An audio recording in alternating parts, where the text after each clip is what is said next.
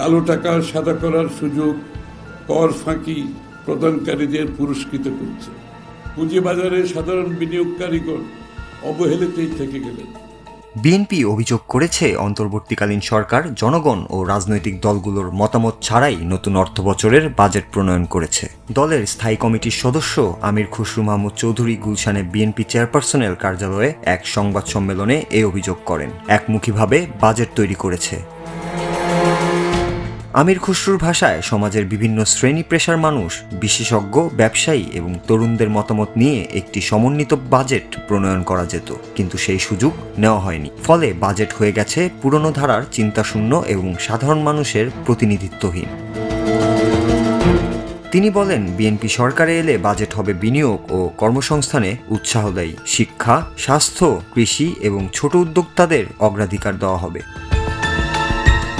সরকারের প্রস্তাবিত 7,90,000 কোটি টাকার বাজেট প্রসঙ্গে আমির খুসরু বলেন, এতে বিশাল সুদের হার, অতিরিক্ত কর ও শুল্কের কারণে শিল্প খাত চাপে পড়বে, কর্মসংস্থান কমবে এবং অর্থনৈতিক অস্থিরতা বাড়বে। বিশাল সুদের হারের সাথে অতিরিক্ত কর ও শুল্ক শিল্পে বড় চাপ সৃষ্টি করবে।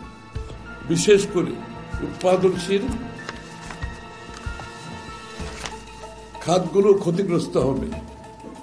অনেক প্রতিষ্ঠান বন্ধ হয়ে যেতে পারে, কর্মসংস্থানও কমতে পারে।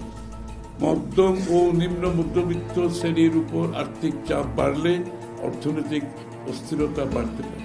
তিনি আরও বলেন, বেসরকারি বিশ্ববিদ্যালয় ও স্কুলে কর আরোপ, অনলাইন ব্যবসায় শুল্ক বৃদ্ধি, সাধারণ বিনিয়োগকারীদের উপেক্ষা, দুর্নীতিগ্রস্ত উন্নয়ন প্রকল্প বন্ধ না করা সহ নানা বিষয়ে বাজেটের দৃষ্টিভঙ্গি হতাশাজনক। শুল্ক বাড়ানোই ডিজিটাল উদ্যোক্তারা চাপে পড়বে। এই খাত নতুন কর্মসংস্থান সৃষ্টি ও ডিজিটাল রূপান্তরে বড় ভূমিকা রাখতে পারবে। তরুণ উদ্যোক্তাদের হতাশা বাড়বে, উদ্ভাবনও নিরুৎসাহিত হবে।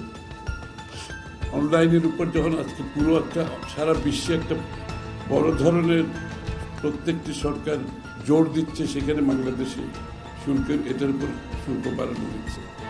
আর্থিক খাতের ভঙ্গুরতাও কাটেনি। আয়কর স্ল্যাব ও ভ্যাট বৃদ্ধির কারণে সাধারণ মানুষের উপর বোঝা বাড়বে বলেও উল্লেখ করেন তিনি। কালো টাকা সাদা করার সুযোগকে তিনি কর ফাঁকিদাতাদের পুরস্কার বলেও আখ্যা দেন। কালো টাকা সাদা করার সুযোগ, কর ফাঁকি প্রদানকারীদের পুরস্কৃত করছে। কালো টাকা সাদা করার শুধু কর ফাঁকিদের পুরস্কৃত করছে না, এটা নৈতিকভাবে একটি সরকারের জন্য, একটি দেশের জন্য, যেখানে বাংলাদেশে একটা বড় ধরনের একটা নতুন বাংলাদেশের, নতুন চিন্তার বাংলাদেশের কথা ভাবছি, সেখানে এরকম একটি বৈষম্য এটা সৃষ্টি করে এবং কর ফাঁকি প্রদানকারীদের পুরস্কৃত করে।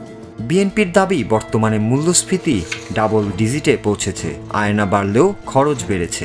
বিশ্বব্যাংকের তথ্যে বলা হয়েছে, অন্তর্বর্তী সরকারের সময় 27 লাখ মানুষ নতুন করে দরিদ্র হয়েছে, যার মধ্যে 18 লাখ নারী।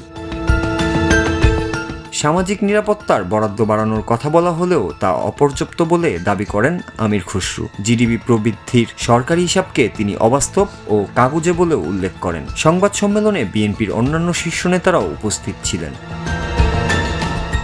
নূর Raju, Bangla TV, news desk. ব্যাংকের আর্থিক অবস্থা নাজুক, খেলাপি ঋণ আদায়, পাচার হওয়া অর্থ ফেরত আনা এবং করজাল সম্প্রসারণের মতো পদক্ষেপ নিলে রাজস্ব আহরণে নতুন ভিত্তি তৈরি হতো।